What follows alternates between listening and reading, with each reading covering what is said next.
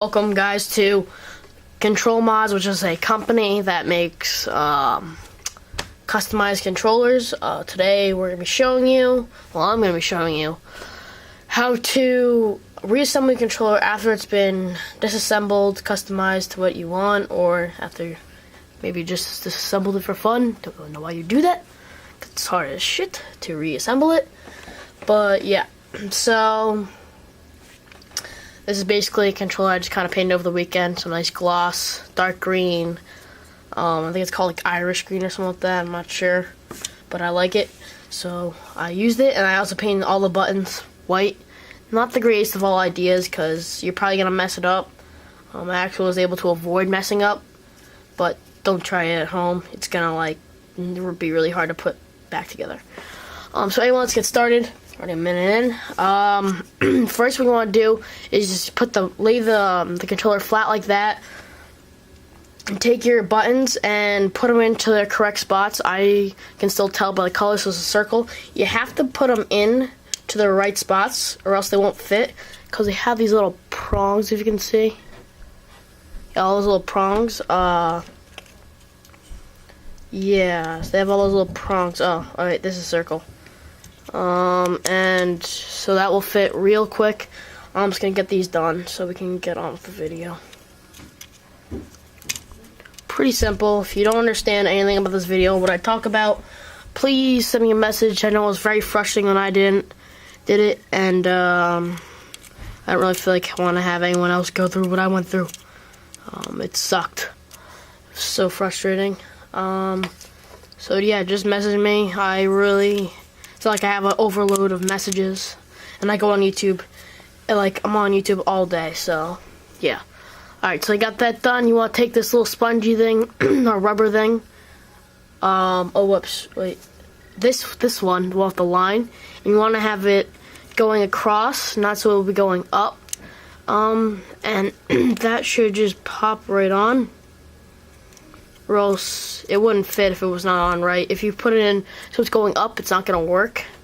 So you need to make sure it's going straight, which I don't think it will fit if it goes up, but who cares. Same concept with the PS buttons, get the little prongs to it, and pop it in, and then you take the sponge part with the select and start button, you pop that in. Okay, there we go, now it's in.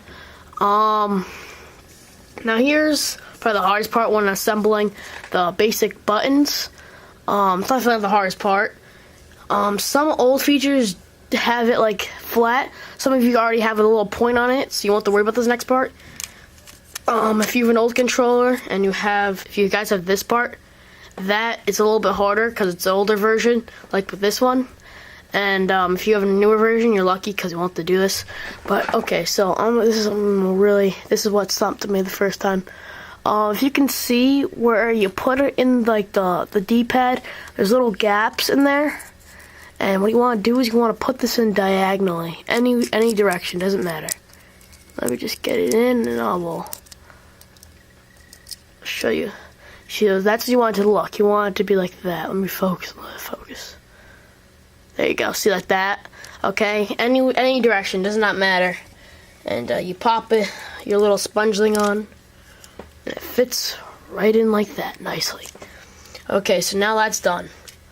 The easy part is over with. So the next thing I would do, I like to do, is you take the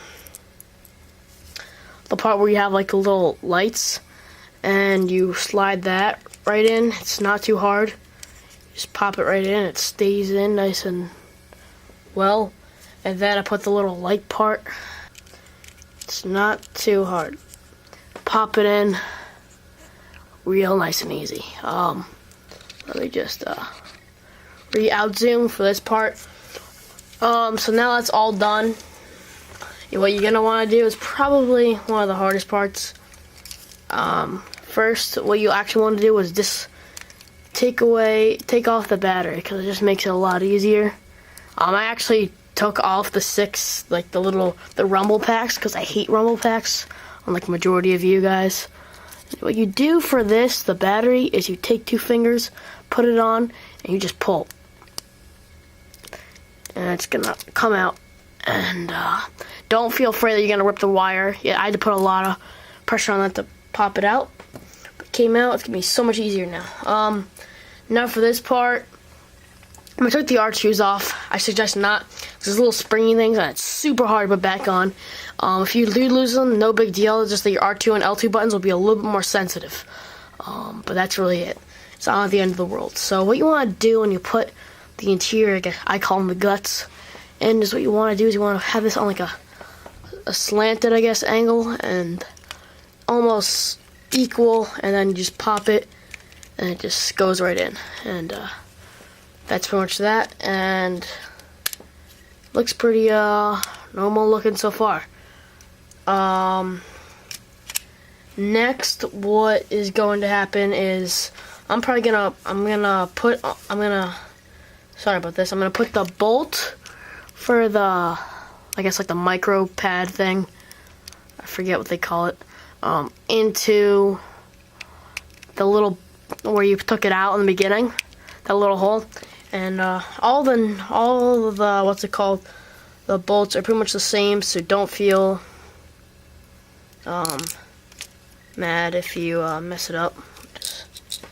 Oh god, I think I just dropped it. So that little hole, gotta pop it in, get out the nice screwdriver. This is a 3.0 millimeter I'm using. I'm sure if you use anything that's really ridiculously small, doesn't really matter. Then you just twist it, and then, hold on. Get it in nice and sealed tight. So it's like that, so it won't come out. Buttons coming in nice and good.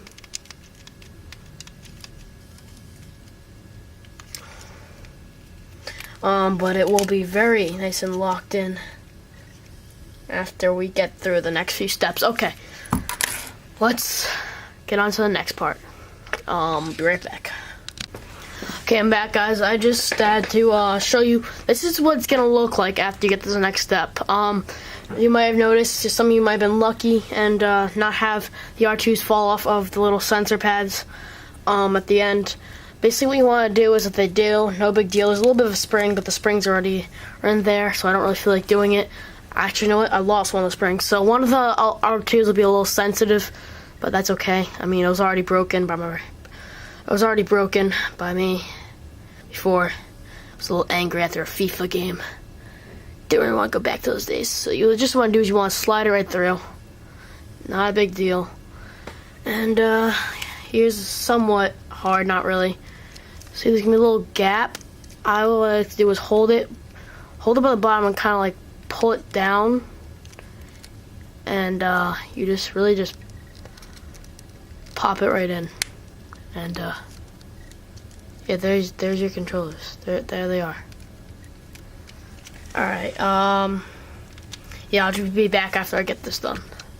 Okay, we're back and they're done, as you can see. Nice and done. What I like to do is the next part is slip in the R1s. It's a little bit of a harder task, especially when I have these little spacers. So actually what I think I'll do is I'll put the R1s in, and we'll pop these in.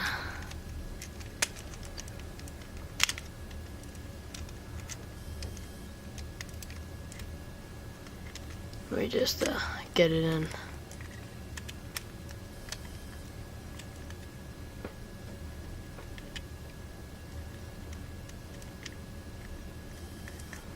So that's what it's gonna look like. You wanna make sure it's right above the little button. Let me do the second one in front of you. I think I didn't really get the capture it on the camera too well. Make sure the one's facing up, obviously. Then you wanna just slide it on like these little grooves. You can kind of see.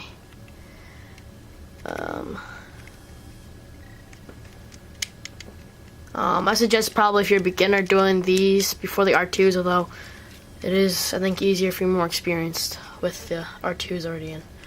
Now what I'm going to do is I have to slip these on. See, now those are in. Sometimes you don't have to do it. It's with the bottom shell. But these didn't come. These are older. To the other side. And now you have the back pretty much. You're almost done. You're almost halfway home. But you got a few more things to do. First, if you have a older, let me just zoom in on this. I don't feel like bringing it up.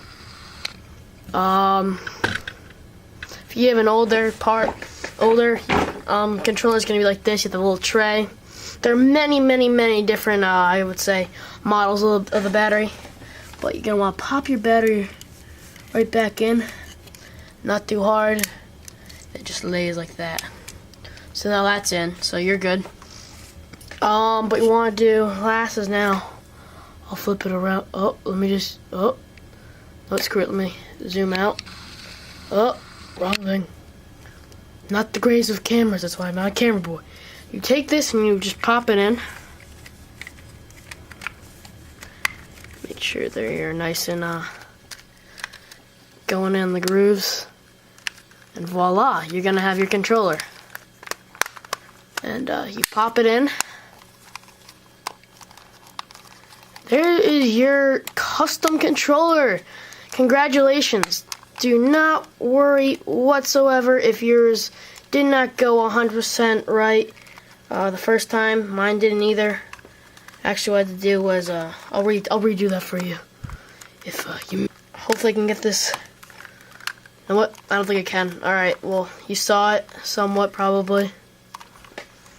Let me just see. Hold on. Yeah, so really all you wanted to do was just fiddle around with it. Make sure it got in. Mine obviously did. Looks pretty nice on the back, I'd have to say. Oh, wait, nope. There we go. Alright, perfect. This is what your control looks like. Continue. When you're done with that, put the screws in. And guys, I'm just going to show you how to re-bolt it in after it's all functioning and going. After that, let me just quickly get my 3.0 millimeter and let's flip it over. Flip it like that, perfect, and we'll zoom in on it.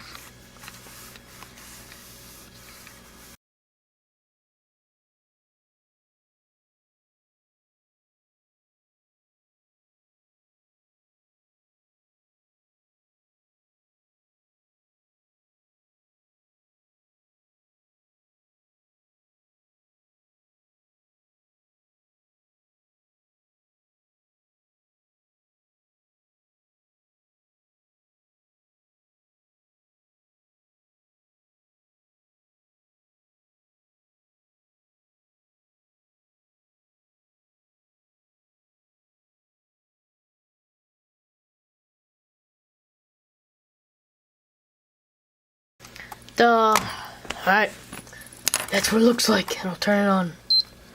Ooh, there it goes.